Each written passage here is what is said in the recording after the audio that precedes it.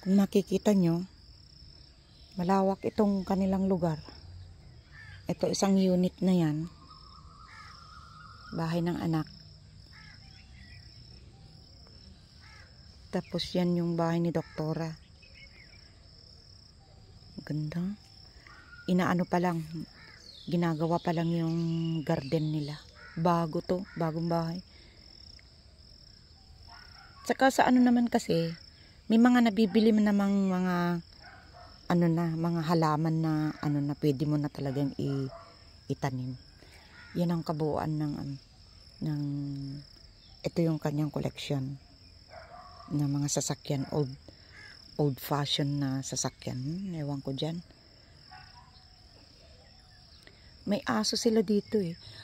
So guys, dito sa sa Pakistan, yung may mga common tayo eh, yung may mga similar tayo dito kasi yung mga punong kahoy nila, meron dito, may mga ipil-ipil, may mga akasya, ano pa yung mga ano doon, nabubuhay din dito yung mga abukado, at mga iba't ibang klase ng mga prutas na ano sa atin, kalamansi, meron din sang kalamansi doon, may garden din sila na may talong, may ganyan, may kamatis. Marami. So ayan na si Doktora nag-aano na. Nagising na. Aga naman magising tong Doktora na to.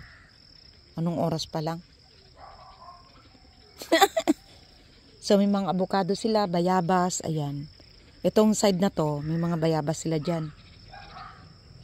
May mga alaga din silang mga parang pugo. Parang pugo din na inaalagaan nila. So may mga itlog din, ayan. Si Doktora gising na. Nakaligo na rin. May security guard pa sila. Ayan. Yan guys, hanggang dyan muna lang ha. At ako yung magbablog ulit doon.